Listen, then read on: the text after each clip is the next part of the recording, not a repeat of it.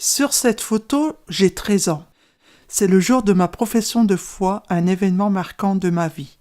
Au centre Pierre Paillard, situé dans le quartier, côté enseignement bisconore, je me rendais les mercredis pour suivre mes cours de catéchisme et les samedis à la messe de 18h30.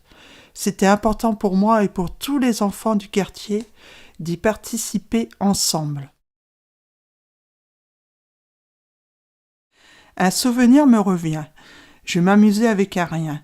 Dans les mains, une corde à sauter, des billes, des patins à roulettes en fer et un vélo.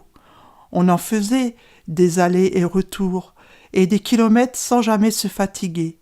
C'était la belle époque.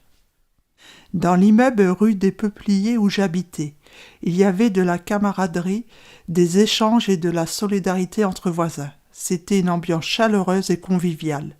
Le cœur de mon enfance est resté là-bas. J'ai quitté mon quartier en juillet 84 pendant plusieurs années. Je suis revenu depuis 2 ans et maintenant j'habite dans le quartier des Soleils Levants. Aujourd'hui, avec le temps, les choses ont changé. Je reprends goût à la vie.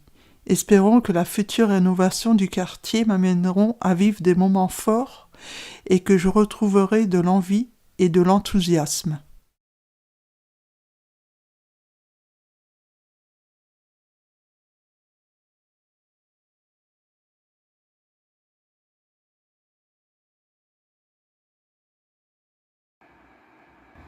J'ai été habitante de quartier plusieurs années.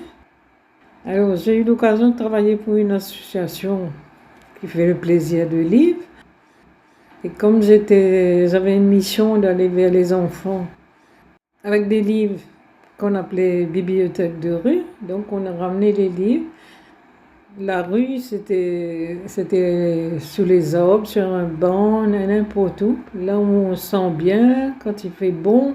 Bon, quand il fait pas bon, ben, on doit s'abriter quelque part. Il y avait beaucoup de gens qui nous accueillaient dans les locaux.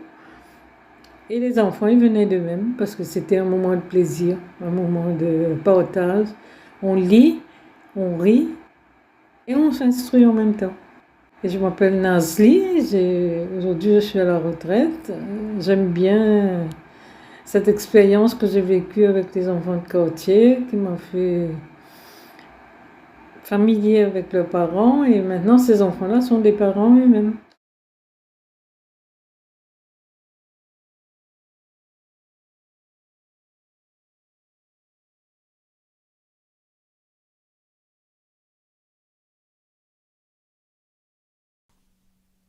Sur cette photo, c'est l'équipe bénévole de l'association Les Homogènes, dans la salle multi-activité Ferme Petit.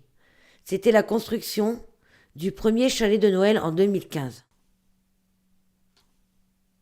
Notre souhait, faire découvrir aux enfants la magie de Noël et d'en profiter au plus près de là où ils habitent. C'est une mise en scène décidée avec les bénévoles. C'est la première fois que tous ensemble on a réalisé le chalet du Père Noël qui a joué le jeu de poser devant sa maison.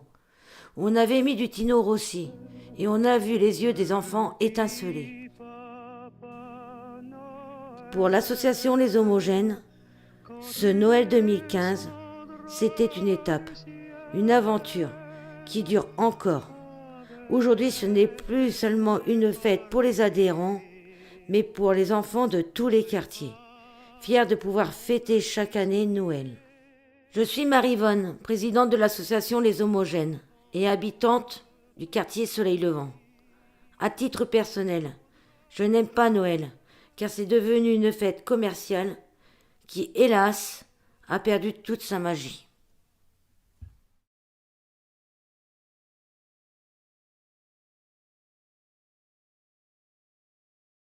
Depuis mon arrivée dans ce logement en décembre 2002, j'ai emménagé seul avec ma Citroën, un berlingot bleu. Les gens n'ont vu que mon véhicule, mais pas mon vieux chien Charlie avec un Y, s'il vous plaît. Quand je me suis installé dans cet immeuble, il n'y avait pas de box à la cave. Ce n'était pas évident pour mettre le surplus de mes affaires. Mon appartement est petit, c'est une garçonnière.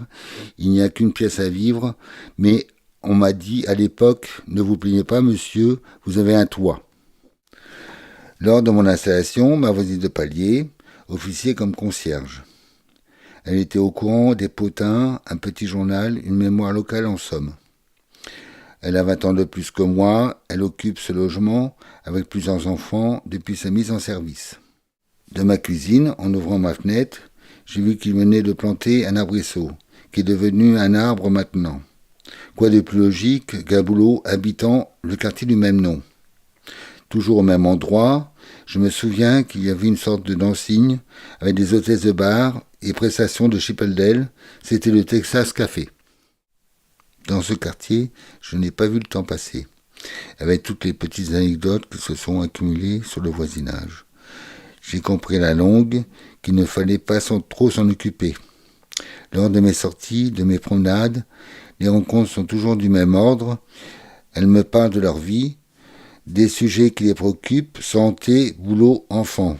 J'ai la mémoire des visages, je reste indifférent et évite maintenant ces pessimistes car ils vont me plomber mon moral. Dans ce quartier, les années se suivent et se ressemblent, un train-train quotidien, un effet de tourner en rond, un éternel recommencement.